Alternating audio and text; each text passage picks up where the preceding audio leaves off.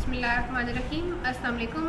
Data structure algorithm का online classes के अंदर आज हमारा 8वां लेक्चर है। तो जैसा कि हम स्टैक डाटा स्ट्रक्चर को आजकल डिस्कस कर रहे हैं, तो स्टैक डाटा स्ट्रक्चर में हम लोगों ने इम्प्लीमेंटेशन देखी थी प्रीवियस लेक्चर के अंदर। अरे इम्प्लीमेंटेशन स्टैक बेसिकली आसान है, जिस मतलब उसमें जो मेन ऑपरेशंस हैं वो आपको जैसा कि बताया कि स्टैक पे ऑपरेशन वही 4-5 जो बेसिक ऑपरेशंस हैं वही परफॉर्म होते हैं, तो हम उन्हीं को इम्प्लीमेंट करके देखते होते हैं। तो आज का जो हमारा टॉपिक है इसमें हम लिंक लिस्ट इम्प्लीमेंटेशन देखेंगे। अब लिंक लिस्ट आप लोग ऑलरेडी जानते हैं, तो इसलिए मैं लिंक लिस्ट को बार बार आपके सामने डिस्क्राइब नहीं कर रही। लिंक लिस्ट में आपको पता है कि अभी जब हम इस्तेमाल करेंगे तो उसमें हमारे पास दो ही एलिमेंट्स होंगे, जिसमें एक जो होगा वो डाटा, एक जो होगा उसमें नेक्स्ट का एड्रेस स्टोर होगा। तो जब हम स्टैक डाटा स्ट्रक्चर को लिंक लिस्ट की मदद से इम्प्लीमेंट कर रहे हैं, तो हमने जो आर्डर है वो लास्ट इन फर्स्ट आउट ही रखना होगा लिंक लिस्ट का।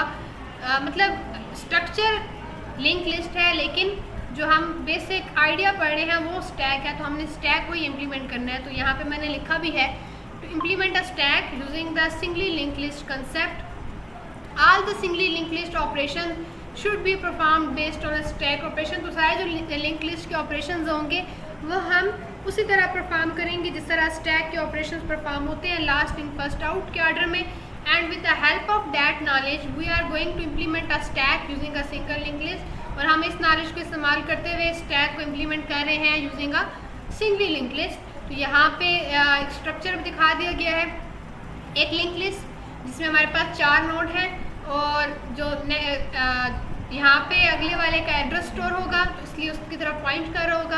और जो लास्ट वाला होगा उसका जो नेक्स्ट पार्ट होता है वो नील होता है, मतलब उसमें कुछ भी स्टोर नहीं होता, क्योंकि वो अगले वाला किसी को भी पॉइंट नहीं कर रहा होता।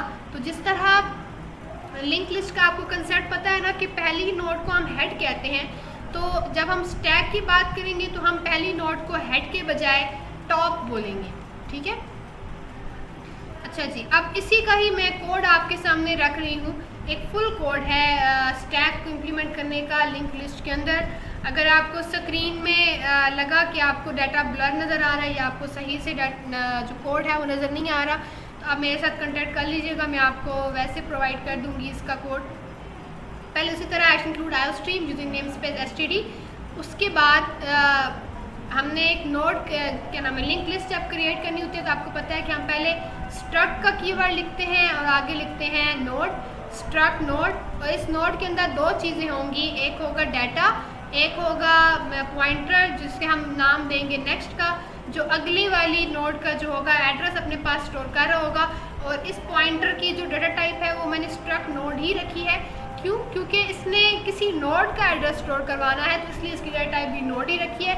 इस कंसेप्ट को बेसिकली एब्स्ट्रैक्ट डाटा टाइप का कंसेप्ट कहते हैं, जहाँ पे जो हमारे पास सिंपल वो अपनी डाटा टाइप्स होती हैं इन फ्लोट, उससे हट के हम अपने मर्जी की डाटा टाइप्स को क्रिएट कर लेते होते हैं। जैसा आप यहाँ पे क्लास को क्रिएट करें तो उसके भी आखिर में आप सेमीकोलन लगाते हैं। जिस तरह स्ट्रक्ट जो आपने नोड का एक क्रिएट किया फंक्शन, उसके आखिर में भी सेमीकोलन लगाएंगे।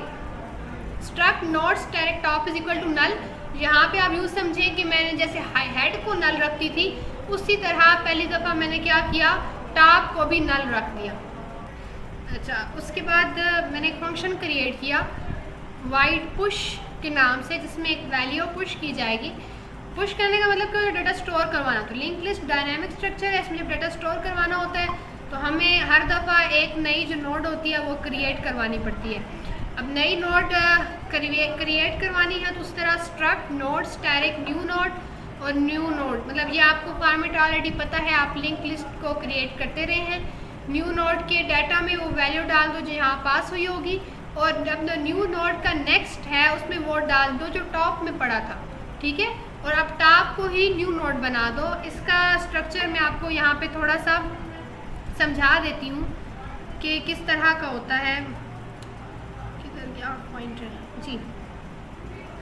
ये आपको पता ना एक नोड क्रिएट हुई, अब ये पहली नोड है, इसका डाटा और नेक्स्ट दोनों पोर्शन होंगे। हमने मतलब पहला एलिमेंट जो है वो स्टैक में पुश किया है। अभी तक हमारे पास जो टॉप था वो क्या था, नल। ये हमारे पास टॉप है। अब जो टॉप है वो हमारे पास क्या है, नल। टॉप हमारे पास है नल, इसका नाम जो ये अभी न्यू बनाई है इसका नाम है न्यू नोड।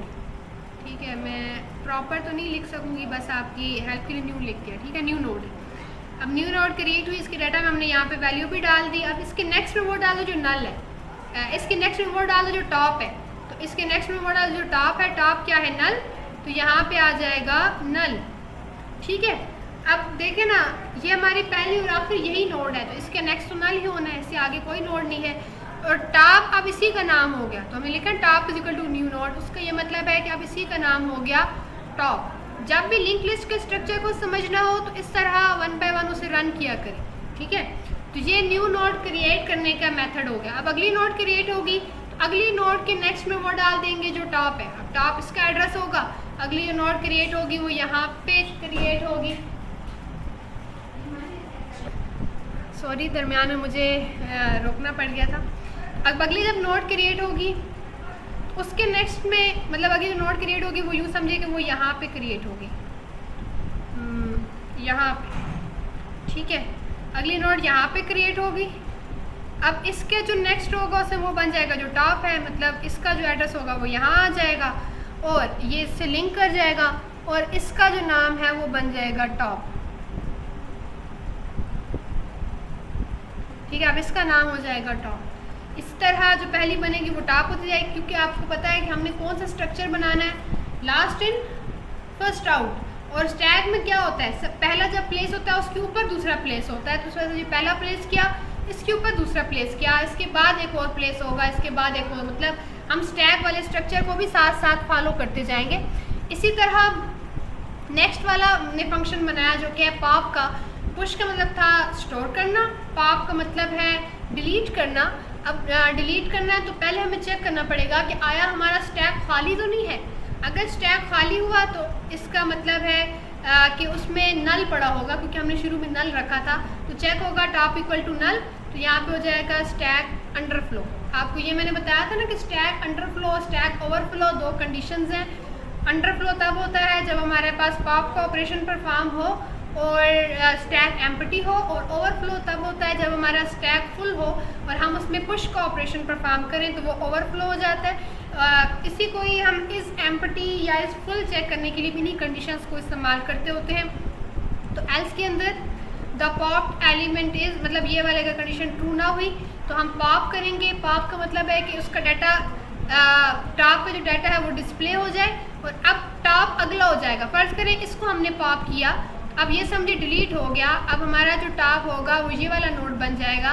पिछले वाले को हम टॉप से हटा देंगे, तो मैंने ये लिखा top is equal to top का नेक्स्ट। टॉप को वो बना जो टॉप का नेक्स्ट है, टॉप के नेक्स्ट में इसका एड्रेस स्टोर होगा, तो ये top is equal to top का नेक्स्ट हो जाएगा। ज़ाहिर है फिजिकल के मुकाबले में ऑनलाइन में समझाना थोड़ा सा डिफ़िकल्ट टास्क हो जाता है, तो अगर आपको कन्फ्यूजन हुआ करे तो आप मेरे से साथ साथ ही डिस्कस कर लिया करें। इनबॉक्स में आके तो मैं आपको वहाँ पे समझा दूँगी, जो आपकी कन्फ्यूजन होगी वो इंडिविजुअली दूर कर दिया करूँगी। अच्छा, यहाँ पे मैंने पीक का ऑपरेशन परफॉर्म किया। अब पीक में भी वही अंडरफ्लो की कंडीशन लगती होती है।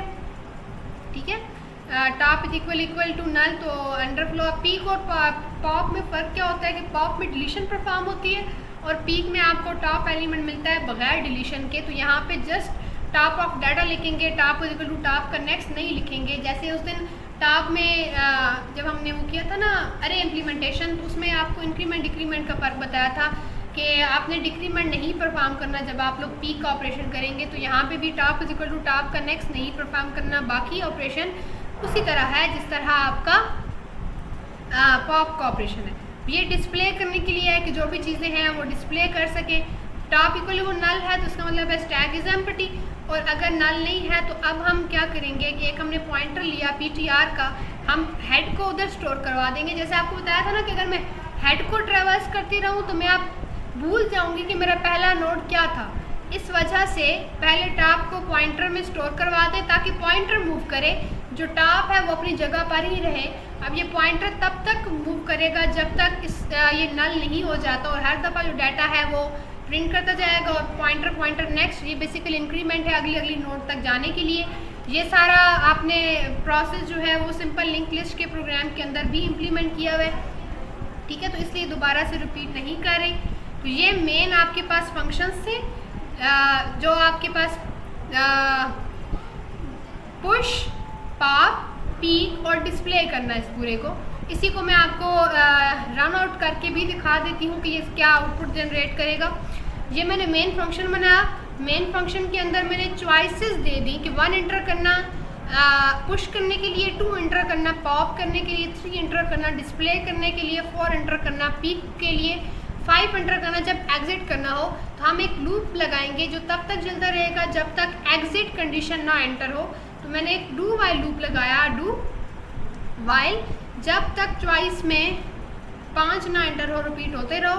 और अंदर मैंने चॉइस ली और क्या किया कि स्विच का केस लगाया। स्विच सी एच की वैल्यू अगर 1 हुई तो पुश, अगर स्विच की वैल्यू मतलब केस 2 वाली करेक्ट हुई तो इसमें आप मतलब है पॉप। अब अगर 3 हुआ तो इसका मतलब है डिस्प्ले, 4 हुआ तो इसका मतलब है पीक, 5 हुआ तो इसका मतलब है एग्जिट। और अगर इनके अलावा कुछ भी इंटर हो जाए तो उसका मतलब है कि आपने चॉइस गलत की है, क्योंकि हमारे पास सिर्फ 5 चॉइसेस का ही ऑप्शन है।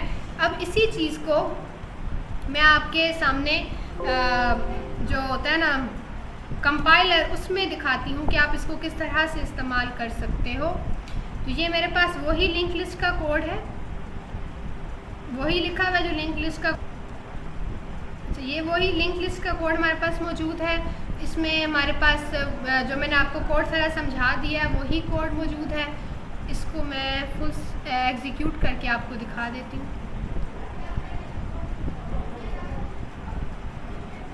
ये मैंने किया, पहला है पुश, जो आपको बताया था ना कि चॉइसेस दी हैं। तो यहाँ पे चॉइसेस लिखी हुई आ रही हैं कि फर्स्ट एंटर करें पुश के लिए, 2 एंटर करें पॉप के लिए, 3 एंटर करें डिस्प्ले के लिए, 4 एंटर करें पीक के लिए और 5 एंटर करें एग्जिट करने के लिए। और एंटर अ चॉइस, यहाँ पे चॉइस एंटर करवाई जा रही है आपसे कि आप इनमें से कोई भी चॉइस एंटर कर दें। तो मैं पहले 1 एंटर करती हूँ, इसका मतलब है पुश ऑपरेशन परफॉर्म करूँगी। वो कह रहा है वो वैल्यू एंटर करें जो आप पुश करना चाहती हैं। तो मैं कहती हूँ 34 पुश हो गया। अब वो कह रहा है अगली चॉइस बताएं, अब आप क्या इनपुट करवाना चाहती हैं, अब आप क्या ऑपरेशन परफॉर्म करवाना चाहती हैं। मैं अगेन पुश करवाना चाहती हूँ, तो मैं अब पुश की वैल्यू एंटर कर रही हूँ 45, ठीक है। अब वो फिर चॉइस का कह रहा है तो मैं फिर 1 एंटर करती हूँ और अब कह रहा है वो फिर से वैल्यू पुश करें। तो पुश वैल्यू मैं कर रही हूँ 67। फिर वो चॉइस, अब चलो यही बहुत है, 3 मैंने वैल्यू स्टैक के अंदर पुश कर दी। अब डिस्प्ले करके देखते हैं, डिस्प्ले के लिए चॉइस है 3, तो डिस्प्ले करके देखते हैं। तो ये देखें स्टैक में एलिमेंट्स हैं 67, 45, 34। देखें एक दूसरे के ऊपर आना चाहिए था ना जो मैंने इनपुट किए। पहले मैं इनपुट किया 34, इसके ऊपर आ गया 45, इसके ऊपर आ गया 67। तो मतलब स्टैक को मुकम्मल फॉलो किया जा रहा है। अब मैं चॉइस में एंटर करती हूँ कि मैं पॉप करना चाहती हूँ, तो पॉप 2 वाले पे मौजूद है, मैं पॉप करती हूँ। पॉप का मतलब है कि पॉप का मतलब है ना कि जो आखिरी एलिमेंट है उसको डिलीट करता है, जो सबसे टॉप पे होता है। तो 67 को डिलीट कर दिया। अब कैसे पता चलेगा कि इसने वाकई डिलीट कर दिया। अब डिस्प्ले करें, अब देखिए उसने डिलीट करके आपको जस्ट 45 और 34 दिखाया है। इसी तरह मैं पीक वाले को अगर चेक करूं, तो जब मैं पीक वाले पे क्लिक करूंगी तो अब ये जस्ट टॉप वाला दिखाएगा, डिलीट नहीं करेगा, मतलब 45 वाला दिखाएगा। देखें 45 वाला इसने दिखा दिया, लेकिन अब मैं आपको डिस्प्ले करके दिखाती हूँ। देखिए अब इसने डिलीट नहीं किया, जस्ट इसने टॉप एलिमेंट दिखाया कि ये 45 है।